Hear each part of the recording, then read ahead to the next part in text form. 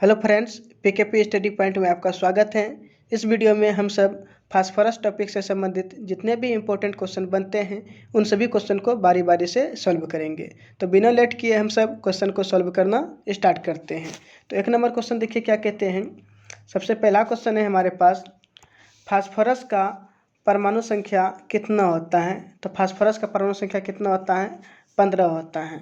अब बात कर ले फास्फोरस का संकेत, तो फास्फोरस का संकेत P होता है। और फास्फोरस का परमाणु भार पूछ ले कि फास्फोरस का परमाणु भार कितना होता है, फास्फोरस का परमाणु भार 31 होता है। इन सभी बातों को हमें याद रखने की जरूरत है। उसके आगे देख लेते हैं क्या क्या दिया गया है। ब्रोमीन का परमाणु संख्या कितना होता है। तो ब्रोमीन का परमाणु संख्या यदि क्वेश्चन में पूछे आपसे कि ब्रोमीन का परमाणु संख्या कितना होता है, तो ब्रोमीन का परमाणु संख्या 35 होता है। और एकमात्र अधातु ब्रोमीन है जो द्रव अवस्था में पाया जाता है। तो यह क्वेश्चन पूछ लेते हैं कि द्रव अवस्था में पाए जाने वाला अधातु तत्व कौन सा है। तो द्रव अवस्था में पाए जाने वाला अधातु तत्व ब्रोमीन है। और द्रव अवस्था में पाए जाने वाला एकमात्र धातु तत्व कौन सा है, तो एकमात्र धातु तत्व पारा है। ठीक है, इस बात को याद रखिएगा। पारा का संकेत पूछेंगे तो Hg बताएंगे। परमाणु संख्या कितना होता है, 80 होता है। उसके आगे देख लेते हैं नेक्स्ट क्या है। रेडॉन का परमाणु संख्या कितना होता है। तो रेडॉन का परमाणु संख्या 86 होता है। इस बात को आपको याद रखने की जरूरत है। उसके आगे देख लेते हैं, रेडॉन एक प्रकार का अक्रिय गैस है और अक्रिय गैस को 18वें वर्ग में रखा गया है। याद रखिएगा, 18वें वर्ग को शून्य वर्ग भी कहा जाता है। और रेडॉन एक ऐसा अक्रिय गैस है जो वायुमंडल में नहीं पाया जाता है, अर्थात रेडॉन को छोड़कर अन्य सभी अक्रिय गैस वायुमंडल में पाया जाता है। उसके आगे देख लेते हैं नेक्स्ट क्वेश्चन क्या है। नेक्स्ट है हमारे पास, जिरकोनियम का परमाणु संख्या कितना होता है। जिरकोनियम का परमाणु संख्या 40 होता है। अब देखिए जिरकोनियम एक ऐसा धातु है जो ऑक्सीजन में भी जलता है और नाइट्रोजन में भी जलता है। याद रखिएगा, ऑक्सीजन में भी जलता है और नाइट्रोजन में भी जलता है। और उसके आगे बात कर ले तो फ्रांसियम का परमाणु संख्या कितना होता है। तो फ्रांसियम का परमाणु संख्या 87 होता है। अब देखिए फ्रांसियम एक प्रकार का रेडियो सक्रिय द्रव धातु तत्व है। याद रखिएगा, फ्रांसियम जो है ना रेडियो सक्रिय द्रव धातु तत्व है। उसके आगे देख लेते हैं आर से क्या लिखा है, ओस्मियम। ओस्मियम का परमाणु संख्या कितना होता है। तो ओस्मियम का परमाणु संख्या 76 होता है। और सबसे भारी धातु कौन सा होता है। सबसे भारी धातु ओस्मियम होता है। और सबसे हल्की धातु का बात करें, सबसे हल्की धातु लिथियम होता है। उसके आगे देख लेते हैं 2 नंबर क्वेश्चन क्या है। 2 नंबर क्वेश्चन है हमारे पास, फास्फोरस आवर्त सारणी के किस वर्ग का सदस्य है। तो फास्फोरस आवर्त सारणी के वर्ग 15 का सदस्य है। अब बात आया यहाँ पे वर्ग का, तो यहाँ पे देखिए क्या लिखा हुआ है, आधुनिक आवर्त सारणी में वर्गों की कुल संख्या कितनी है। तो आधुनिक आवर्त सारणी में वर्गों की कुल संख्या 18 है। याद रखिएगा। और मेंडलीव के आवर्त सारणी में वर्गों की कुल संख्या कितना था। तो मेंडलीव के आवर्त सारणी में वर्गों की कुल संख्या 9 था। उसके आगे लिखा है, आधुनिक आवर्त सारणी में आवर्त की कुल संख्या कितनी है। तो आवर्त की कुल संख्या 7 है और वर्ग की कुल संख्या कितना है, 18 है। अब देख लेते हैं आधुनिक आवर्त सारणी का बात आया था। तो आधुनिक आवर्त सारणी का खोज किसने किया है। तो आधुनिक आवर्त सारणी का खोज मोसले ने किया था। और डायरेक्ट क्वेश्चन पूछे कि आवर्त सारणी का खोज किसने किया था, तो आपको बताना है आवर्त सारणी का खोज मेंडलीव ने किया था। अर्थात आवर्त सारणी का जनक किसे कहा जाता है। तो आवर्त सारणी का जनक मेंडलीव को कहा जाता है। उसके आगे देखिए क्या कहते हैं। नेक्स्ट है हमसे हमारे पास क्वेश्चन कि न्यूलैंड्स के समय में कुल ज्ञात तत्वों की संख्या कितनी थी। तो न्यूलैंड्स के समय में कुल ज्ञात तत्वों की संख्या 56 था। याद रखिएगा, कुल ज्ञात तत्वों की संख्या कितना था न्यूलैंड्स के समय में, 56 था। उसके आगे देखिए क्या कहते हैं, न्यूलैंड्स ने किस नियम का प्रतिपादन किया था।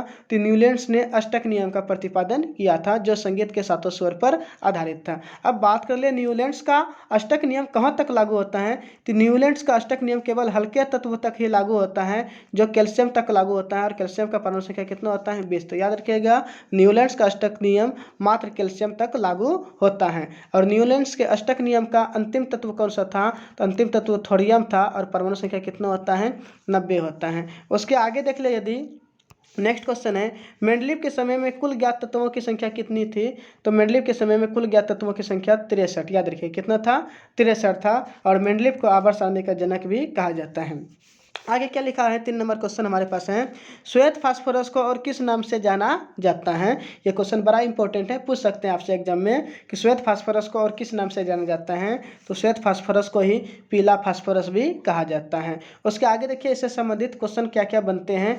तो आगे लिखा हुआ है हमारे पास, श्वेत फास्फोरस को प्रकाश में खुला छोड़ देने पर यह पीले रंग में परिवर्तित हो जाता है। क्वेश्चन आपके पास आएंगे कि भाई यदि श्वेत प्रकाश को हम खुले वातावरण में प्रकाश की उपस्थिति में खुला छोड़ देंगे तो किस रंग में वो परिवर्तित हो जाएगा, तो वो पीले रंग में परिवर्तित हो जाएगा। अर्थात श्वेत से यहाँ पे पीला हो जा रहा है, इसलिए श्वेत फास्फोरस को पीला फास्फोरस भी कहा जाता है।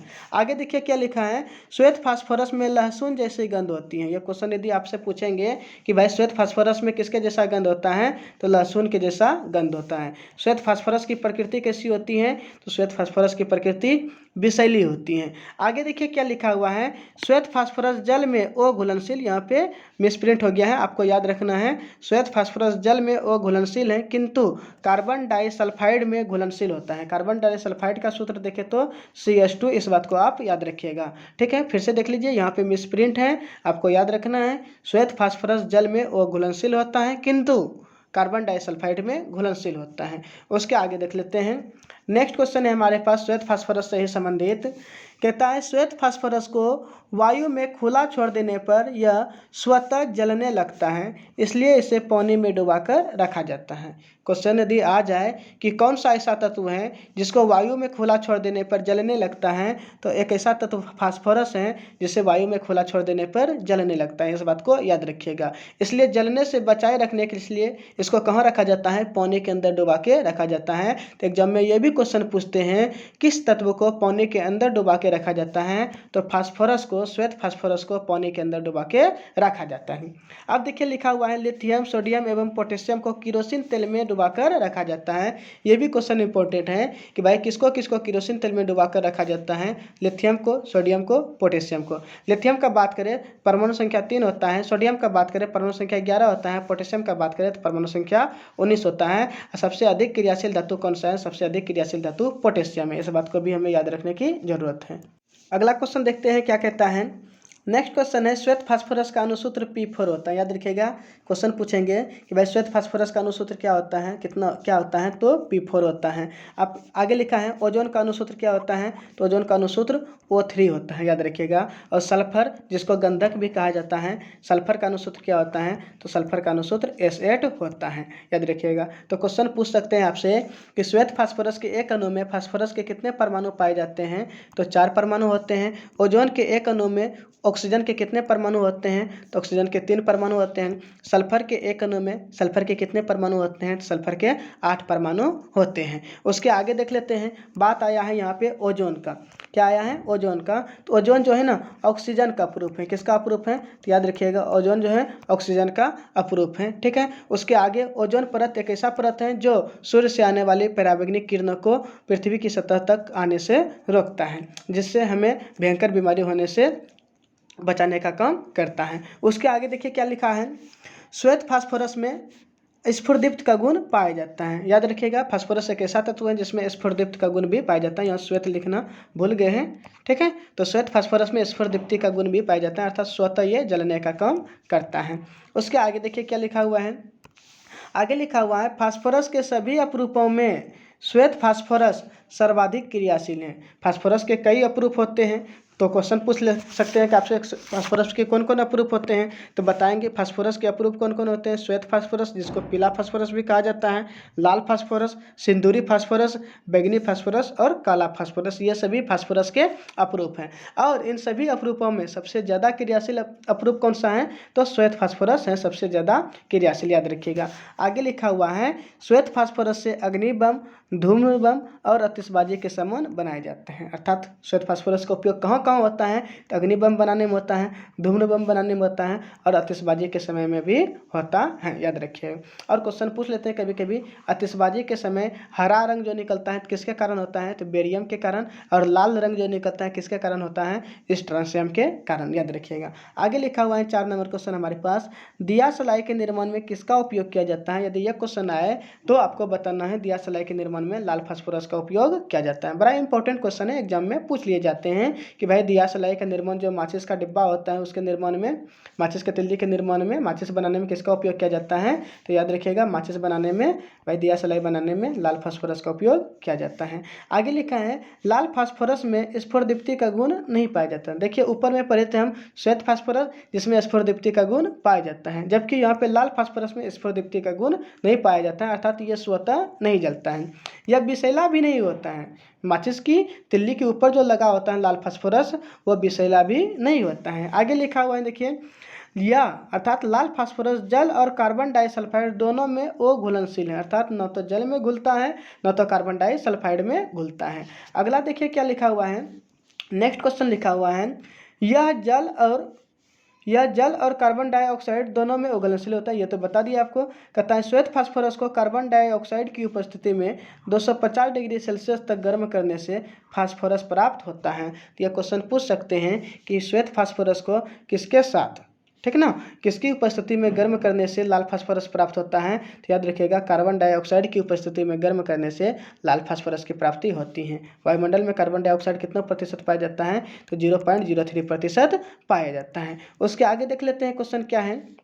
नेक्स्ट क्वेश्चन है हमारे पास फास्फोरस, लाल फास्फोरस का अनुसूत्र क्या होता है? तो लाल फास्फोरस का अनुसूत्र P2 होता है। याद रखिएगा श्वेत फास्फोरस का अनुसूत्र P4 होता है, लाल फास्फोरस का अनुसूत्र P2 होता है, ओजोन का अनुसूत्र O3 होता है और सल्फर का अनुसूत्र जिसको कहते हैं गंधक भी, तो इसका अनुसूत्र होता है S8। नेक्स्ट क्वेश्चन देख लेते हैं।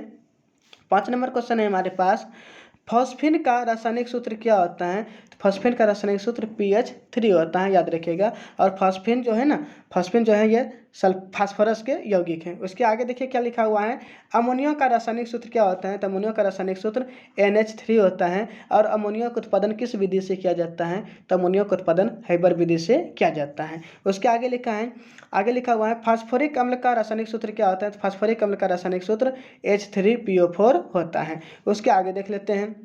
नेक्स्ट क्वेश्चन है हमारे पास कि बॉक्साइड का रासायनिक सूत्र क्या होता है भाई? तो बॉक्साइड का रासायनिक सूत्र Al2O3 होता है। अब बात आया था बॉक्साइड का, तो बॉक्साइड किस धातु का अयस्क है? तो बॉक्साइड एल्युमिनियम का अयस्क है। याद रखिएगा एल्युमिनियम धातु का प्रमुख अयस्क कौन सा है? बॉक्साइड है। एल्युमिनियम का परमाणु संख्या कितना होता है? तो एल्युमिनियम का परमाणु संख्या 13 होता है। इस बात को भी हमें याद रखने की जरूरत है। नेक्स्ट क्वेश्चन देख लेते हैं।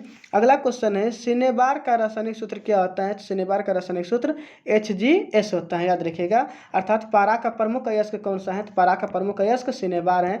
पारा का संकेत Hg, परमाणु संख्या 80 और एकमात्र धातु पारा है जो द्रव अवस्था में पाया जाता है। अगला क्वेश्चन देखिए क्या लिखा हुआ है।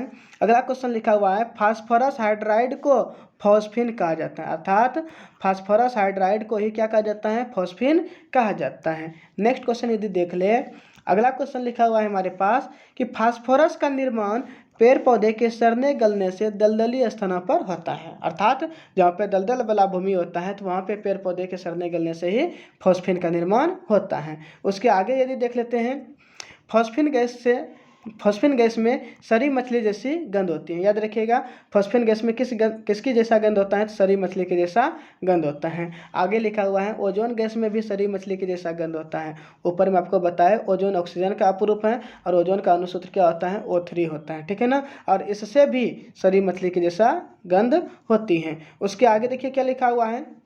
नेक्स्ट क्वेश्चन लिखा हुआ है हमारे पास कैल्शियम फॉस्फाइड का उपयोग होम सिग्नल के रूप में किया जाता है। अब बात आया होम सिग्नल का, तो होम सिग्नल क्या होता है भाई? जब समुद्र में जहाज जाते हैं तो उसको संकेत भेजने के लिए इसका उपयोग किया जाता है। याद रखिएगा रास्ता दिखाने में इसका उपयोग किया जाता है होम सिग्नल के रूप में। आगे लिखा हुआ है एल्युमिनियम फॉस्फाइड का उपयोग अनाजों के परिरक्षण में किया जाता है, अर्थात अनाज को सुरक्षित रखना है तो किसका उपयोग करोगे? तो एल्युमिनियम फॉस्फाइड का। आगे लिखा है जिंक फॉस्फाइड का उपयोग चूहा विष के रूप में किया जाता है। यह क्वेश्चन इंपॉर्टेंट है, क्वेश्चन पूछ भी सकते हैं भाई चूहा विष के रूप में किसका उपयोग किया जाता है? तो चूहा विष के रूप में जिंक फॉस्फाइड का उपयोग किया जाता है। और अनाज के परिरक्षण में किसका उपयोग किया जाता है? तो एल्युमिनियम फॉस्फाइड का उपयोग किया जाता है। अगला क्वेश्चन देखिए क्या लिखा हुआ है। नेक्स्ट क्वेश्चन लिखा हुआ है सुपर फास्फेट का उपयोग उर्वरक के रूप में किया जाता है। तो सुपर फास्फेट का उपयोग किस रूप में किया जाता है? उर्वरक के रूप में किया जाता है। फास्फोरस की परमाणुकता कितनी होती है? तो 4 होती हैं।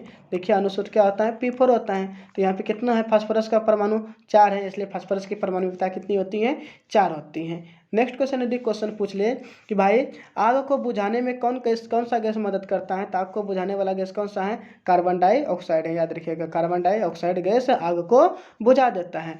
नेक्स्ट क्वेश्चन लिखा हुआ है, नेक्स्ट क्वेश्चन है हमारे पास, सबसे कठोर प्राकृतिक पदार्थ कौन सा है? तो सबसे कठोर प्राकृतिक पदार्थ हीरा है। इस बात को भी हमें याद रखने की जरूरत है। उसके आगे देख लेते हैं, सबसे अधिक अभिक्रियाशील धातु कौन सा है? तो सबसे अधिक अभिक्रियाशील धातु पोटेशियम है। इन सभी बातों को हमें याद रखने की जरूरत है, क्योंकि ये सभी क्वेश्चन एग्जाम में पूछे जाते हैं। अगला क्वेश्चन का बात करें, कहता है फास्फोरस क्या है? तो फास्फोरस एक प्रकार का अधातु है। और आगे लिखा हुआ है, अधातु तत्वों की कुल संख्या कितनी है? अधातु तत्वों की कुल संख्या 22 है, याद रखिएगा। आगे लिखा हुआ है, श्वेत फास्फोरस जल में अघुलनशील होता है किंतु कार्बन डाइसल्फाइड में घुलनशील होता है। ऊपर में क्वेश्चन जो मिस्टेक था नीचे में हम सही कर दिए हैं, इस बात को भी आप याद रखिएगा। तो इस वीडियो में आज के लिए इतना ही। अगर आपको वीडियो अच्छा लगा हो तो वीडियो को लाइक कर दीजिए। साथ ही साथ हमारे चैनल पर यदि आप नए हैं तो चैनल को सब्सक्राइब कर बेल आइकन भी दबा दीजिए, ताकि आने वाले हर एक वीडियो का नोटिफिकेशन आपके पास पहुँचता रहे। और हो सके तो अपने दोस्तों के पास भी व्हाट्सएप ग्रुप में जरूर शेयर करें। जय हिंद, जय भारत।